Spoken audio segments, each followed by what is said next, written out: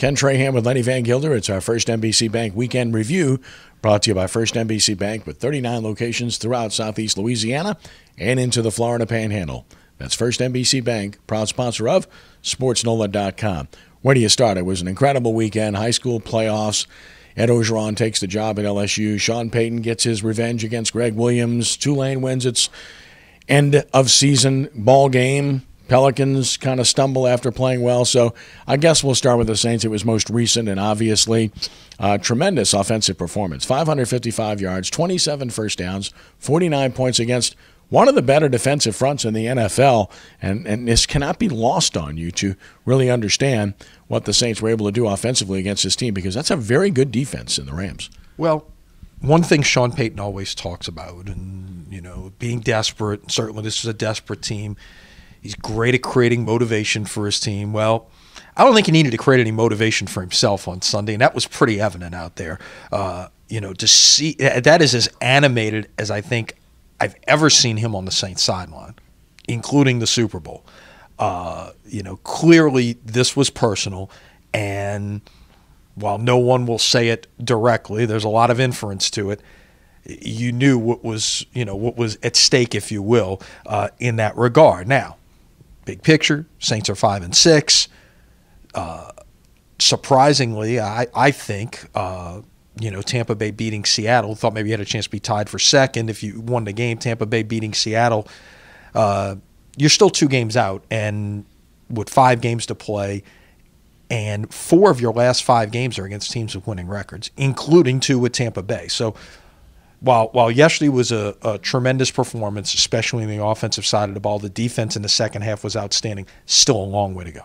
Well, it's obvious at this point that the Saints have to win out if they want to have any chance at making the playoffs. There's no room for slippage. You thought previously that maybe if you got to 8-8, at least you could take a look at it, but that's not going to be the case based on the way Atlanta's playing and the wins that they have, and now Tampa Bay obviously playing well. And, of course, just looking at the rest of the wild card landscape in the NFC, the Saints have to win out. That's going to be very difficult. But the way they're playing, it's not impossible. Detroit comes to town next week. It's a good football team.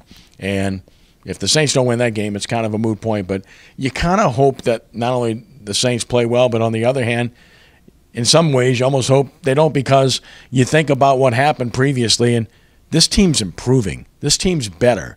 And if they win out and don't make the playoffs, you're just going to kick yourself in the tuchus over and over again about special teams costing you ball games, because this team's improved defensively. It's been lights out offensively, and here we are in this position because the Saints couldn't execute simple things on special teams. And again, in the game that they won against the Rams, can't handle a punt, can't return a kickoff for the life of them, and don't cover kickoffs well at all. No, it's frustrating, although I noticed some improvement in the kick snap hold game. At least it looked to me like just a week with another special teams coach in there that Lutz's kicks were a lot more elevated on Sunday. But I will slightly disagree with you on one thing. I think they can lose to either Detroit or Arizona, win the rest, and still be in position. But you can't lose any more division games. You got to beat Tampa Bay twice. You got to beat Atlanta week 17 to have any chance at winning this division at 9-7, because then you might be able to get in some tiebreaker situations. Still in all, they've gotten themselves behind the 8 ball, and like you said, because primarily of what they have done on special teams. Well, it's pretty obvious that one wild card is going to end up coming from the East based on the Giants and the Redskins, because Dallas is lights out right now, if not both. And the problem there is the Saints lost to the Giants, and the Giants won again against the Browns. So to me, I don't see a path for them other than getting to that 9-7, and that way at least giving them a chance. Right. Winning the division is the only way they're getting into playoffs. You're right. They're not. I think both wild cards come from the East, and I don't see a scenario that the Saints win a wild card. And then with regard to the Greg Williams situation, a lot of people have talked about it, and of course the throwback pass and double pass, call it what you may, and some people have said, hey, that's rubbing it in. And I look at it and I understand why people feel that way. As a 21-point lead, at the same time, it's pay for play. This is the NFL. You play the game. And realistically, as I wrote about this, I really can understand it in particular, because if anybody knew the dynamic, even when Greg Williams was here, he and Sean Payton didn't get along, even though Williams was a good defensive coordinator. So it was not a good relationship when they were here. And then Payton obviously looks at Williams as a reason that he lost a year in the NFL. and lost a salary in the process. And if you look at it that way, fair or unfair, correct or incorrect, you can understand. No doubt. No doubt about it. And you're right. I could see how some people will view it as a little bit over the top, but if you're Sean Payton, again, this was personal. And if that's what it took to, finish exacting a little revenge, if you will, then so be it. Yeah. LSU named a new head coach. Of course, Ed Orgeron takes over the job, and everybody in Louisiana, by and large, is happy. Big picture. They couldn't get the guys they wanted. I mean, it's really that simple because Jimbo Fisher was obviously number one on their list. Tom Herman was number two, and that's a fact. So it's not a matter of them hiring the guy they wanted. That said, oftentimes the first choice doesn't turn out to be the best. So, look, Orgeron's matured. He's handled the situation well. We know he can recruit. We know he understands the territory. It's all about hiring good coaches and letting them do their jobs and not micromanaging, because I think that was part of the problem with Les Miles. I agree, and it's been brought up, and I'm not the first one to say this.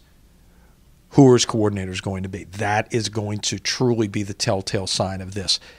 Ed Orgeron can be terrific in that leadership spot, but who's going to be his offensive coordinator? Who's going to be his defensive coordinator? You certainly hope it's Dave Aranda staying in place to be his defensive coordinator. They appear to have a good relationship, but don't forget the fact that Aranda and Tom Herman were college roommates. So Tom Herman's now at Texas. Could that still be in play? Certainly it could. If he can find a way to get, choice 1A, Lane Kiffin, or if not Kiffin, choice 1B might be Steve Sarkisian to be your offensive coordinator, then I think you've done some things to really improve your staff on the offensive side of the ball. And it's going to be interesting to see who he keeps off the existing staff. He's already made one move in not retaining Bradley Dale Pivito, but well, this is all going to shake out over here in the next couple of weeks. You want to ideally have these things in place. Keep in mind, I believe it's December 12th is when the dead period starts, so you can't recruit for a month there. So I think you'll see some things happen pretty quickly in terms of his staff. Yeah, they got a significant commitment from a safety out of Texas yesterday. Yeah, his first commitment since becoming head coach, he being Ed Orgeron. And, of course, we know Steve Ensminger and Pete Jenkins will be back. And Pete for another year, and obviously he's a great teacher of the game. And Ensminger did a really nice job in a tough situation. So we'll see how that pans out. Tulane won its finale as they went up to Connecticut and won in convincing fashion. And, and speaking of special teams, they've struggled all year long in that capacity. And they won this game largely because of special teams. Yep. Block kicks, big plays in the special teams game. And that's encouraging to see. And look, you're talking about a team that had nothing to play for but pride. And finishing the season, it makes it a lot easier if you're a coach. You win that last game, it makes it a lot easier to be able to go into your off-season program at that point, coming off a W. And now Willie Fritz has that. Keep this in mind, Tulane has not won a regular season finale since 2003. That's a long time. Now, keep this in mind as well, because of the schedule the way it was and the fact that they could never finish at home when they were in the Dome because of the Bayou Classic, they played most of those on the road.